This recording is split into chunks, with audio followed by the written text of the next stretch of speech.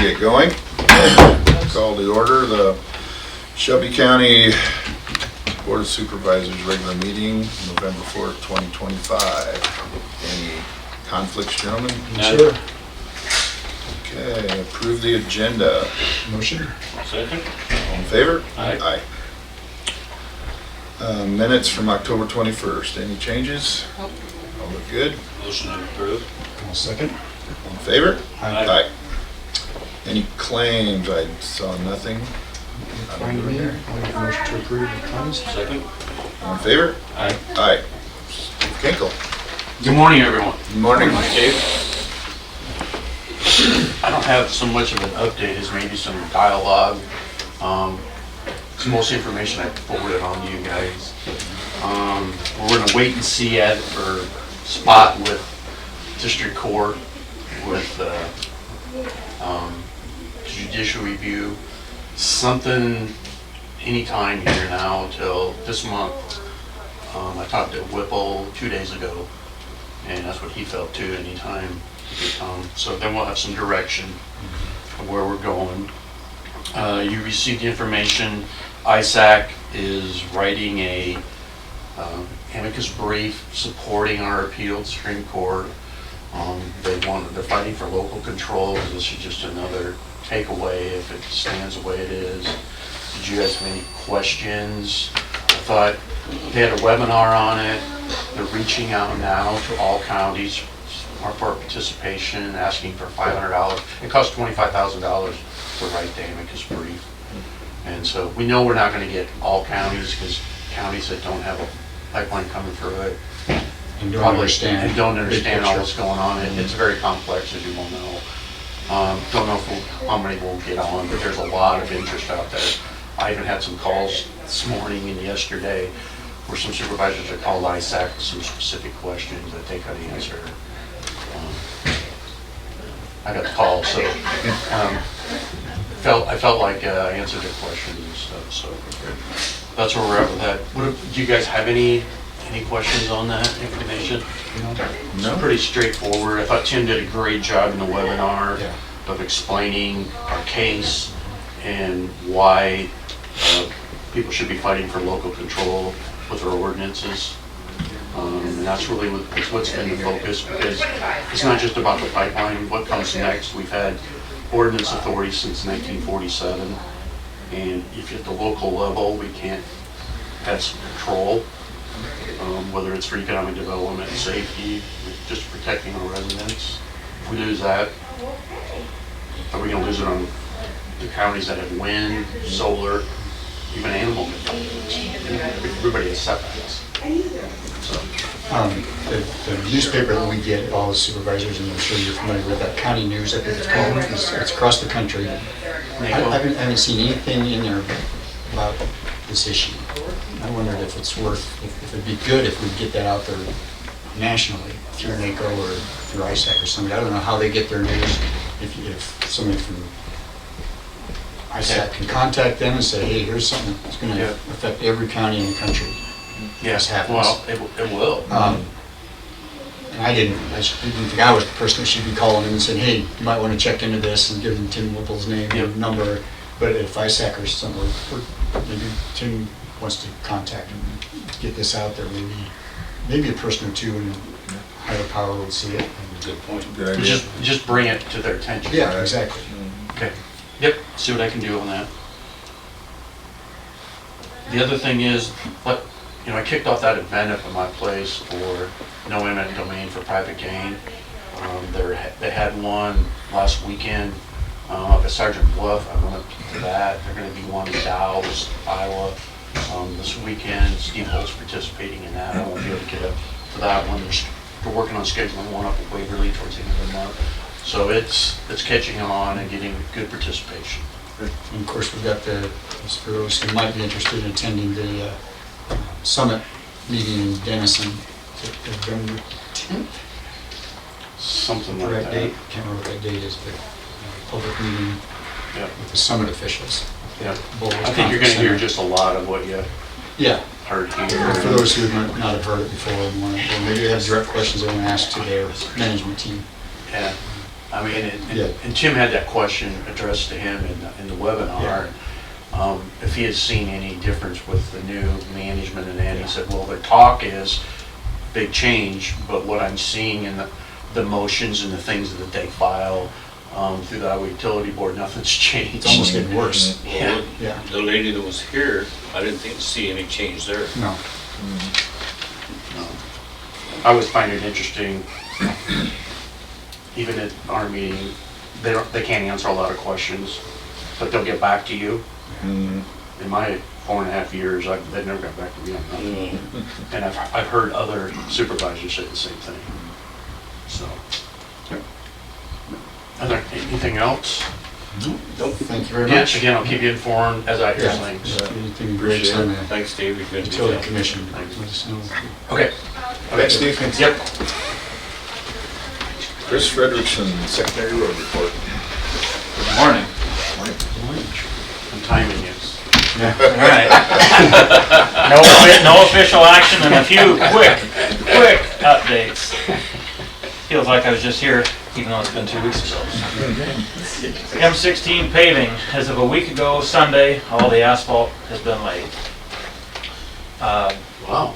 Our crew is out, we've been dressing up intersections, field drives. Anybody with a house drive, those will be rocked along with the shoulders. Hopefully that process will start first of next week. I have yet to hear an exact time. The bridge approaches, or the ends of the bridge, were redone to accept guardrail. Guardrail should be installed next week also. So they're hoping quite a bit will happen next week, and they will paint the lines following that. So hopefully the first of the following week, then we can be opened up and back to normal. So I'm hoping within 2 to 3 weeks we'll have everything back opened and ready to go. Ready for snow. Yeah, we hope not. Let's give it some time to adjust first. So anyway, there is light at the end of the tunnel and things should get back to normal. At the corner of 2200th and Linden, where the concrete bridge is on Linden, the guardrail was hit and destroyed here sometime in the past week and a half or so. The new guardrail is on order, but due to the radius and the way it's set up, it is a special order set of parts. And of course, we're at the end of the construction season, so it looks like next spring is when we may get it, unless we are lucky and the company has another order come in yet this fall. But it is ordered, ready to go. So we will put that up whenever we get it, otherwise it will sit there with barricades on it through the winter. So just everybody can be aware that that's there, and that's why that will take some time. We are going to remove the bridge on Woodland north of 200th. This structure is going to be replaced with a railroad tank car shell. So it will be a pipe. It is a level B road. So we're going to remove it, do as much as we can. We'll see how the weather treats us whenever we get froze out. To where we can't do any more, we'll quit for the winter season and the road will just stay shut. So hopefully we can get quite a bit done, but who knows? We may get a month, we may get a week. We'll see how it goes. Also, and I may have mentioned this in the spring, I can't remember, the railroad contacted us about crossings on roadways. They wanted to come through and redo those, which would be a benefit to everybody. So we finally have word. They want to start on 900th Street tomorrow, which will be November 5th. They are going to do all the crossings up to Erling. They do not have to do the crossing at M16 or the crossing at F32. They may have to do an adjustment or something, but not a major one, which I was a little concerned about with the time of the year it is. So looks like they're hoping everything will take no more than a day at each crossing. They may get 2 a day, they may only get 1 a day. We will sign them ahead that the road is closed, and then take them down right after and move to the next one. So anybody over there around the 191 corridor, just be aware that those side roads may be closed for a day. You'll still be able to get out the other direction, but just be a little bit of workaround there. So that everybody should enjoy that a little better too if we can get all those Are there any fixed. plans for the underpass at on Linden Road, right, on the south end of Defiance. Not that I know, again, that's a railway thing, I know Chad did mention that to their railway master, and I think he has another number of somebody to contact if something happens to it, but as far as I'm aware, it's, Yeah, it's in terrible disrepair. I know. And take your life in your own hands going through there. Yeah, it isn't healing itself for Yeah. sure, so maybe at some point they'll fix it, but Another nothing. one south of there they fixed and it looks really good. Yeah, they came in, it got a little more narrow, I think, and they re-concreted it, kind of fixed the spalls, so Yeah, hopefully they'll do something like maybe that soon. at some point we can get lucky and they'll fix that also. But that's what I have. Another Today, comment on the hopefully. 2200 intersection, your bridge foreman Jake is gonna make that intersection wider. That's right. It's I'm glad- really a tough hairpin if you're on a semi, because basically the bridge is at the intersection. That's right, I'm glad you And said that. that's why I got hit. He and I were talking about that this morning, and I Yeah. didn't have it here, but yes, on the south side of that, we are going to widen it out, just so you have some additional room. And it should help the corner, actually, they're up there today going to start that, so. That'd be a great. Hopefully, everybody can scoot further out, you don't have to ride that so Right. much. Like I said, this is the second time it's been hit in 4 years, I think, 4 to 5 years, so it's not a new thing, but if we can alleviate a little bit, we will, so. Anything else? I think so. All right, Thank you much. thank you. Thanks, Chris. Todd Valeen, Chamber Report. How do you do, Steve? Good. Save the extra for another day. Well, good morning. Morning. Some items to note, and most of them have to do with the government shutdown and the impacts it's having. So first thing, I want to shout out Hy-Vee and Fairway both for their support. I mean, at the corporate level, they're working with all of their feeding partners, but even here locally, just as always, you know, they're putting in programs in place to help us get food to people that need it. Starting with Fairway, they are collecting food donations through November, and then the store will deliver them to the food pantry. You can just, you know, purchase extra groceries and put them in. You can also give a cash donation at the register, and for both of those, the values of those donations, Fairway is going to match the value of those donations. Hy-Vee this week is providing supper to children under 12 through Friday, or serving from 4 to 7, and it's no cost for the children. Adults can also participate, and the meals are only $3 each.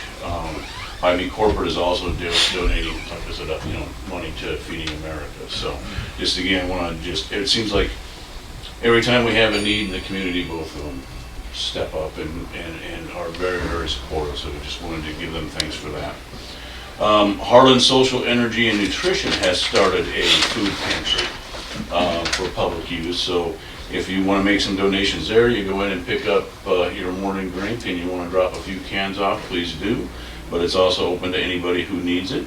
They will have meal bags as well and other items. And then the Harlan newspaper is doing From the Press to the Pantry. So they're celebrating the community that they've been in for more than 150 years. So between now and the end of the year, every new subscription, renewal, gift subscription, online subscription, they'll give $5 to West Central Community Action to use towards paying for the cost of there.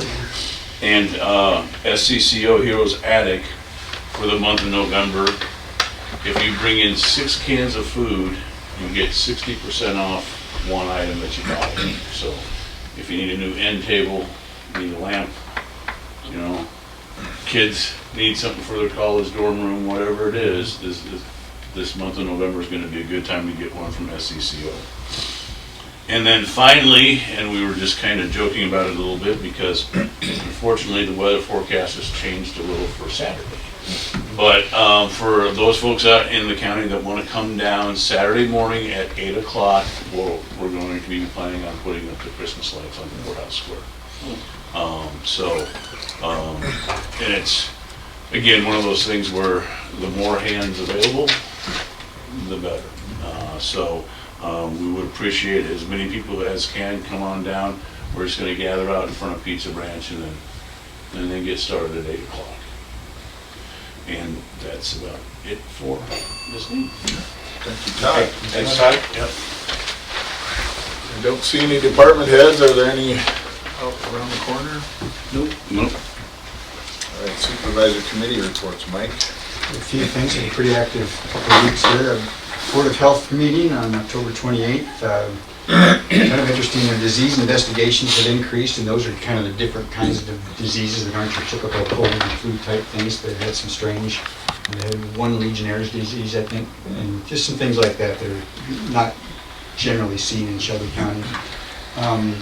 They also, the Board of Health participated in a drill to evacuate and relocate Heartland Community third graders to Betts Auditorium and then reunify them with their parents. So a little drill to see how that goes. They did discover some strengths and weaknesses in that process, so there are putting in changes for that. The flu clinics have concluded. They had just under 700 took advantage of that service, and walk-ins are still welcome if you want to contact Public Health. You still want to get a flu shot through there. And following that meeting, the Environmental Health Board met. Passport activity was up dramatically in October. Generally, it's later in the winter when those go up, but people are going to get out of here earlier, I guess, and get away from the cold. So, well rehab activity continues to be way up. And he reported $17,800 in well rehab grants were awarded to Shelby County property owners this year. I attended online MAPPA's Grant Writing 101 session, the virtual meeting, and if anybody's interested in that, the slide deck is available on the MAPPA website, I believe, or you can get it from me if somebody wants to view that. Some pretty good information in there. And then I studied on the ISAC Pipeline Supreme Court Appeal information that Steve alluded to earlier, so I won't go into that, but yeah, had a pretty busy couple of weeks there. Today. Charlie. Attended SWITA meeting last Thursday. Todd Moline got a thank you from the SWITA for being the chairman for the last 2 years. And I thought that was pretty nice. And of course it's the end of the month, so now I start all over. We have a safety meeting tomorrow, and then regular meetings after that. Okay. I sit on the Southwest Iowa Juvenile Detention Center board, and the detention center can accumulate revenue through taking juveniles from other counties, not in our pact, but and from like the city of Omaha, federal prisoners, and they generate revenue. Well, we liquidate the capital account once a year, and this year we're getting back $21,558. So they do a great job down there, generating revenue and making this a great service for our county. So Conservation Board, the parks are all shut for the year. The trail, the new equestrian trail north of Irwin, is closed through hunting season, so no horses until hunting season's over. Yeah. But other than that, yeah, starting a new round this month. So cool.